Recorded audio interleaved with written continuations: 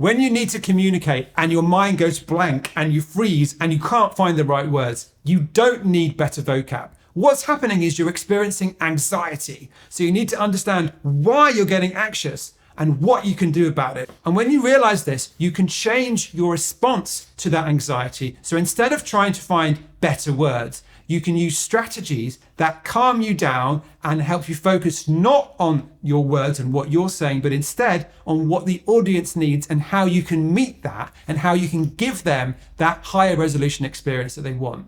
In this video, I'm going to show you that you don't need better vocab. The words you have are fine. You already have the information and ideas that your audience is looking for. You just got to figure out what they need right now and deliver it to them and then give them a good time. So let's get started.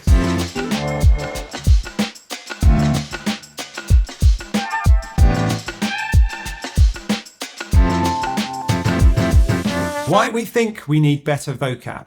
Most people experience anxiety when we need to present our ideas in front of others. And when that happens, your mind can go blank. It feels like you don't know what you think anymore, or your words have disappeared and you just kind of freeze or panic.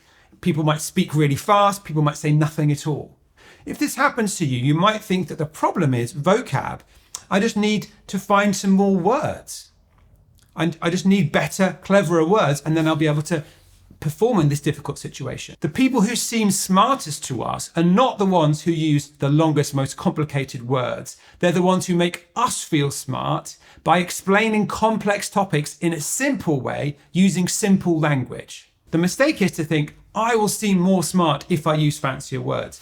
But we don't want you to seem smart. We want your audience to feel smart, that they understand something that you know. And to do that, you don't need fancy words, you need simple words.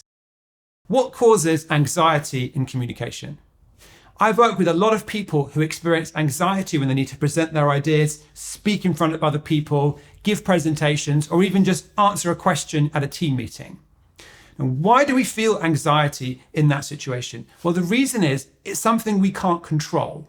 The irony of anxiety in communication is it makes us focus in entirely the wrong place. Anxiety makes us focus here in how we're seen, what we're doing, what's happening inside our head. We get very stuck in our head when we're experiencing anxiety.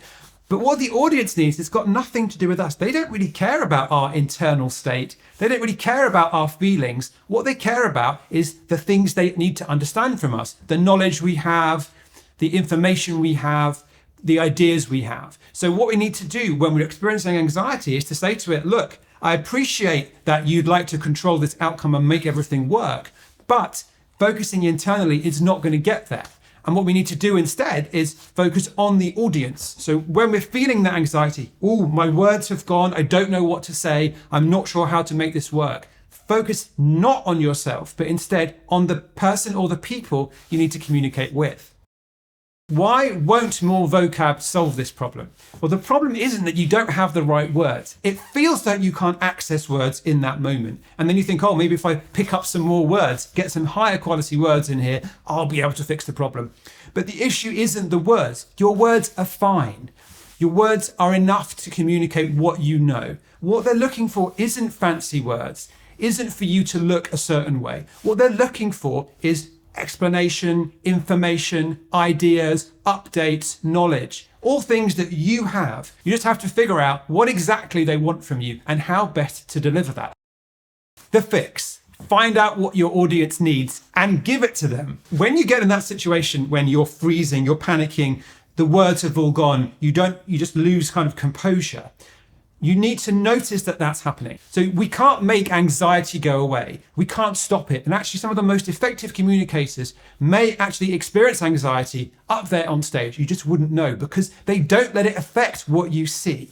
So you're not going to be able to eradicate anxiety. Don't try to do that. But what you can do is make it have less effects on your behavior. So it becomes less obvious to other people. And the way to do that is when you experience that feeling of, I can't find the words, I don't know what to say, my mind goes blank. You need to notice and say, right, this is anxiety. I am now dealing with anxiety. What can I do with that? And what you can do with that is to figure out what your audience needs. So often people try and say something fancy or clever or complicated. But the audience normally doesn't want that. So if you have expertise and your audience doesn't, they don't want a complicated, fancy, clever answer. They want a simple, clear answer that tells them what they need to know. So the first question is, who is this audience? Is it my boss? Is it my colleague? Is it some people I don't know? Is it a conference audience? Now, what is it that they're expecting from me? What do they want from me? And normally you've got some info here. They've asked you a question. They want an update. So think about, if I've got to give an update at a team meeting about my project, they don't want the detail there. They don't want to know exactly what's going on. They want to know the high level, the executive summary. So what is your executive summary that you can give your audience? And when you figure that out, you realize that you already know what they need. You just have to figure out how to explain it in a way that's clear to them. And then you're beginning to give them a higher resolution experience. Whenever you find communication difficult, think about how you can create a higher resolution experience for your audience. This might mean giving them information they need, explaining a concept, showing them a trade-off, persuading them of something even. All of these things are ways to give that audience a way of looking at something that they didn't have previously. If your boss wants to know what your latest project is, explain at a high level what it is that you do, what you're focusing on now, what the major issues are to address, how the progress is going. That gives your boss a higher resolution experience of understanding what's happening to your piece of work. And that's all you need to do. Let me jump in here to tell you about communication coaching. If you'd like to work on your communication skills one-to-one, then coaching is for you. I work with people all around the world from my little office here in the UK, whichever time zone you're in, and it happens by video call. So I'll assess your communication in the real world, find out where you're blocked, and then we'll work out which skills you need to work on, what things you need to practice, and then in the sessions we'll run through those exercises, and then I'll send you back into the workplace to try them out in real life and then report back on how it's going. You can book a 30-minute consultation with me right now at togetherlondon.com. Now, let's get back to the video. Why you already have the answer and the right words. Whenever you're asked to communicate in a work setting, what you're really being asked is to share something you already know. You're not going to be put under pressure to invent something out of thin air or to use fancy words that you wouldn't normally use. No, when people ask you for an update, they ask you a question, even if they ask you to justify your decision, they're asking for reasons that you already have, information you already have. Although you might panic and think you need something fancy and think you need something super intelligent sounding, you don't need any of that stuff. What you need is something you already have. You're being asked for something you already know. So the problem isn't finding complicated language to explain that. You have the language. In fact, if anything, you need to find simpler language. If you're an engineer, you may need to use normal everyday words to explain engineering concepts, for example, but those are words that you already have. The problem isn't finding fancy words. The problem is understanding specifically what you're being asked. So when this happens, you need to remind yourself that you must know the answer or they wouldn't have asked you. And in that extreme case where you're asked a question you don't know the answer to, that's kind of easy. Sorry, I'm not sure. I don't know the answer. I'll find out and get back to you. Or, sorry, I don't know the answer, but I know Bob does, so I'll get Bob involved, right? That's actually really easy. It's more difficult when you should know, but then the fact is that's knowledge you've got, right? You know why you made the decision. You know the major issues to address. You know which factors are most important in your area of expertise. These are all things that you know. And that means you already have what you need to answer that question. You already have what you need to give that audience what they want. You just need to stop focusing internally on how do I make myself look good? And instead think about what does that other person want? What are they asking? What would give them satisfaction here? Now, one of the ways to do that is to ask them, ask a question back. Oh, what exactly are you looking for? How would this help you? Or give me some more specifics about what you're looking for. But a lot of the time, you don't even need to do that. If you just think about what they said, look at them, listen, you'll be able to figure out what they're looking for, give them a first approximation of that, and based on that, you might get a further question, you might get clarity, they may ask you other things. But that kind of gets you in the flow of finding things you already know, using words you already have to communicate something to your audience. Stop focusing on yourself and instead give your audience a good time.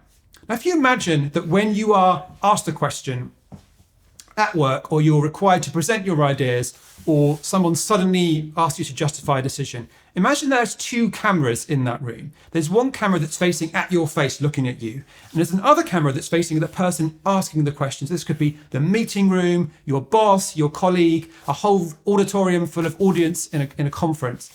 Now, those two cameras, one is looking at you, one's looking at the audience. Now, what you're trying to do in that situation when you panic is control what happens on that first camera looking at you, the way people perceive you. And this is something you have almost no control over. Very little control of what they think of you, whether they like your ideas, whether they understand you. There's nothing really you can do about that. But there's a lot of stuff you can do about the other camera looking at the audience, the one that shows how they're doing. Instead of trying to make yourself look better, focusing internally on what's happening right here or in your camera, think about what you can do to change what happens in that other camera. Okay, and that's something you've got a lot more control over when someone's asked you a question, because if you give them what they're looking for, they're going to be happy, they're going to be satisfied, they're going to know something, they're going to have a higher resolution experience because of what you gave them.